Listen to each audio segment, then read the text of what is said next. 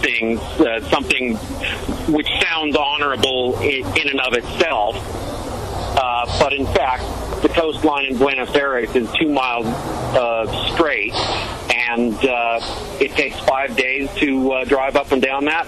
No, he just doesn't want to admit that for 5 days he was boinking. Yeah, that would be a much more plausible explanation.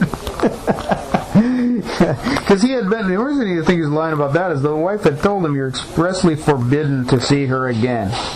And then he went ahead and go down there, so now I think he's just trying to cover it by saying I went down there and broke it off. That's probably his story to her. So I broke it off, and then I started driving up the coastline, just to think for 5 days. It doesn't seem very plausible. No, it doesn't.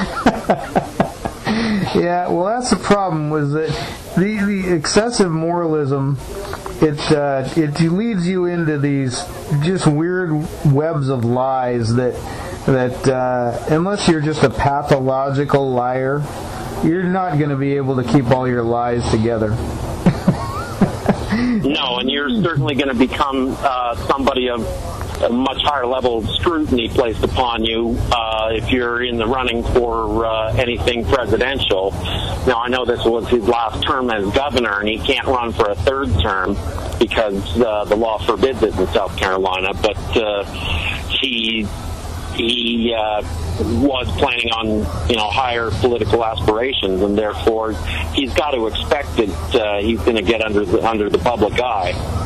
Yeah, well, after watching that press conference, I just think he doesn't have the character. He was going to he tried to pull a rabbit out of the hat by doing a rambling, kind of unscripted press conference, and all it did was expose that he was really lost at sea. He was trying to connect all the dots of why he did what he did.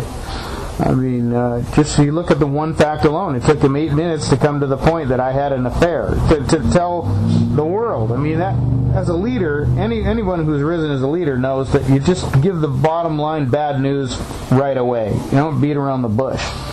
And he just was unable to do that because he was just so morally conflicted, and that's not a good leadership quality, and he shouldn't be a president or any higher than. You could argue that he probably shouldn't be a governor either. You could argue that, but I would disagree. Again, I don't care if my political representatives have sex with goats. If they represent me adequately at the level that they're supposed to, and they don't make secret side deals, screwing me over, what do I care if they have affairs? They don't care if people have affairs in Europe. Why should we care here? Yeah. And it just depends on how you handle it.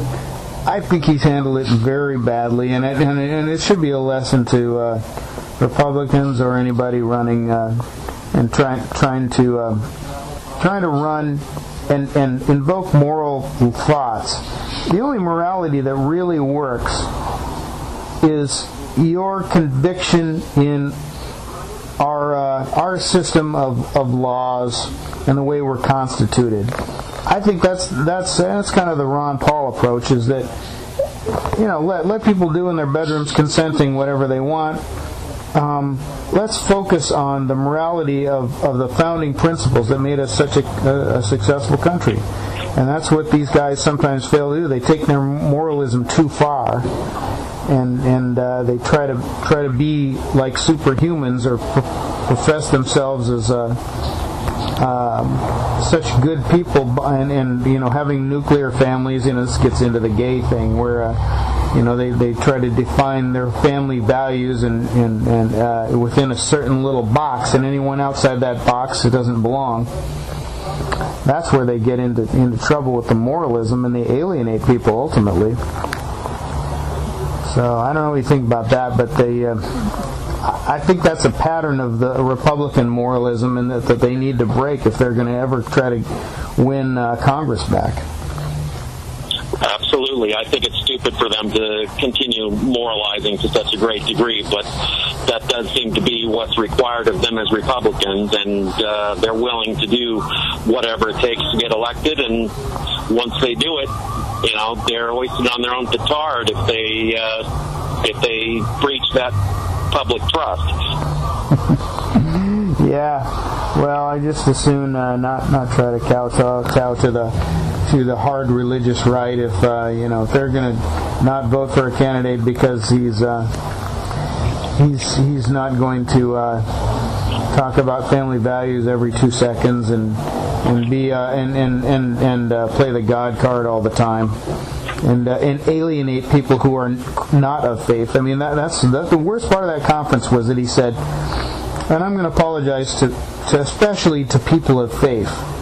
I thought that was the worst part. Is that he said, okay, now wait. I mean, there's a lot of people who don't believe in your type of God, and all of a sudden you're not apologizing to them. You just say, whatever you guys think, I don't care. He's only sorry to those people who it means the most for him to be sorry for. So he's really not sorry. Yeah, that's where moralizing becomes something where it becomes irrational. It becomes where I say, it doesn't matter what I did. I just want you to forgive me because of our faith, not because of you thinking rationally about what my how it's going to make, what kind of a leader I am. If I'm sorry enough, you should just forgive me. I mean, I can forgive. I mean, that's part of my faith. What there is of it is I do believe in forgiveness, but I don't believe in forgiving for everything. I mean, if someone sins and they're I may not decide to hire them next time, for some certain job if depends on the sin. You can't forgive everything. You can't. It has to be a factor in how you consider someone worthy for a certain job or not. I think the only thing he did wrong there was leave the state of South Carolina rudderless for a period of 3 days while he was gone. Right.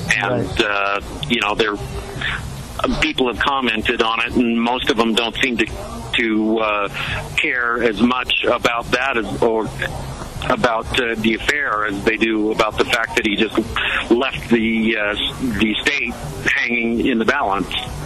Yeah.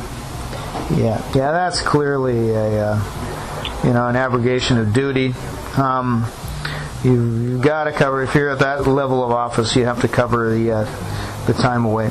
But, it's not something, a couple of days, with a personal problem. Unfortunately, he lied about what he was doing. Their personal problems happen to people. There's ways to cover that. He didn't do it very well.